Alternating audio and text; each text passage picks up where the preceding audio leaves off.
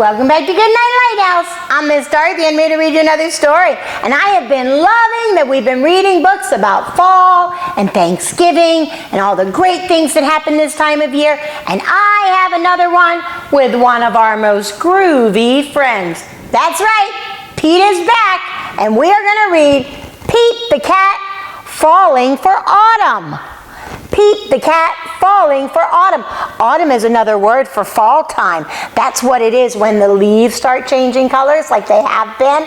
And when we have all these great holidays like Halloween and Thanksgiving. And Pete seems to really like autumn, but I think Pete doesn't think he's going to like autumn because he really likes summertime. We know how much Pete loves surfing and the beach, so he gets a little worried when it's not time to go to the beach anymore. But I think if we read enough, we're going to help Pete learn that autumn is pretty cool too. Okay, it's time for us to get into another fall book. It's time for us to get into a Pete the Cat book. So are you ready to get into this book with Miss Dorothy? Good. I need you to sit up and listen up because here we go. Pete the Cat, Falling for Autumn by Kimberly and James Dean. It is the first day of fall and Pete the Cat is feeling blue. I like summer better, he says. In summer I can swim and surf and play at the beach. Maybe you just need to remind yourself of all the things you love about autumn, Mom suggests. Pete says, I'll try. Pete's going to miss summer, but Mom's trying to be encouraging about autumn. Pete finds Grandma in the kitchen. She's baking delicious pumpkin pies. The whole house smells sweet and spicy. Pete loves helping Grandma bake pumpkin pie, but he loves helping eat it even more. After the baking is done, Pete picks a squat orange pumpkin from the counter and slips it into his backpack as a souvenir. See, it looks like he's going to collect all the things he loves about autumn. Next, Pete heads to town to the corn maze. Pete and his friends wander through the long, twisty paths made of tall corn stalks. The best part of the corn maze is getting lost and having to start over again. As he leaves, Pete plucks a golden corn cob from the maze and places it inside his backpack. He was having fun with his friends in the corn maze. Then he took some corn as a souvenir. Then Pete visits Grandpa, who is knitting on the porch. Grandpa helps Pete use the knitting needles to knit the yarn into cool patterns. Together, Pete and Grandpa make a long, cozy scarf for Pete to wear. When they're done, Pete chooses a little ball of leftover yarn and places it inside his backpack. Wow, Pete's getting together quite a collection. Next, Pete goes to the hayride at the park. Pete, Bob, Mom, Dad, and Grandpa all pile into the wagon filled with hay. They go on a bumpy wagon ride around the park. Woohoo! Pete shouts. He's really loving that wagon ride. At the end of the ride, Pete grabs a handful of sweet-smelling hay from the wagon and stuffs it into his backpack. Wow, his backpack's getting really full. Pete heads over to the apple orchard where he and Callie go apple picking. They eat sweet apple donuts and drink hot apple cider and fill their buckets with apples of all different shapes and sizes. Before he leaves, Pete chooses a round red apple and drops it into his backpack. Next, Pete stops by the park. He plays touch football with Bob and their friends.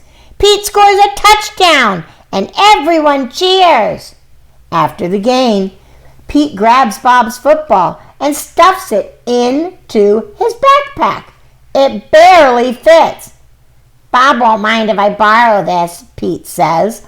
Wow, look at how full his backpack is of all the things he's collected about autumn. Finally, Pete heads back home, but he stops in the front yard, which is covered in bright leaves falling from the trees. Pete helps his dad rake the leaves into big, colorful mounds. Then Pete runs and jumps into all the leaf piles. After he's done jumping, Pete picks a bunch of red and gold and orange leaves and stuffs them into his backpack. Pete's backpack is bursting with fall souvenirs. He can't wait to show Mom. "I love autumn," Pete says as he starts taking everything out of his backpack.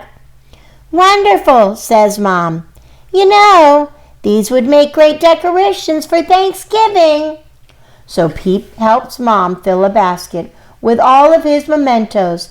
They place the basket at the center of the table. "You did a great job, Pete," says Mom. "It's beautiful," says Dad. "Is that my football?" asks Bob. Just then, the doorbell rings. "The Thanksgiving guests are here." All of Pete's family and friends gather around the dining room table. They tell stories and laugh at jokes while they eat. Everyone is having a great time. Pete looks around the table and smiles. He loves lots of things about autumn, but Pete knows what he loves most all year long: his family and friends. It was a good book about autumn.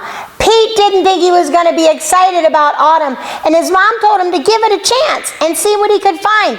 And what did he find? He found that autumn is filled with some of his favorite things, like apples and pumpkins and family, because all his family came around at Thanksgiving. He went on a hayride. He went through a corn maze. He had a great, great time, and he collected all those things in his backpack and realized, wow, I really do like autumn. Pete the cat really was falling for autumn. This was a good book. I'm so glad we read it. It has me ready for Thanksgiving. I'm ready for turkey and stuffing and mashed potatoes and family and friends and all the people I love getting together. That's Thanksgiving, and it's a time for us to be thankful and to tell our family how thankful we are and to tell God how thankful we are for all the things we have, all the things of autumn. It's a really wonderful time of year, and I hope you remember at Thanksgiving to be thankful for your family and your friends. It's very, very important. And what I want you to remember is I want you to remember to show everybody how thankful you are. When the grown-ups come over, grandma, grandpa, aunts and uncles, mom and dad, everybody together, obey and obey right away. That will make them very thankful. And then come back and see Miss Dorothy, because I'm going to be sitting right here ready to read another book to you. Bye! Thanks for reading with Miss Dorothy.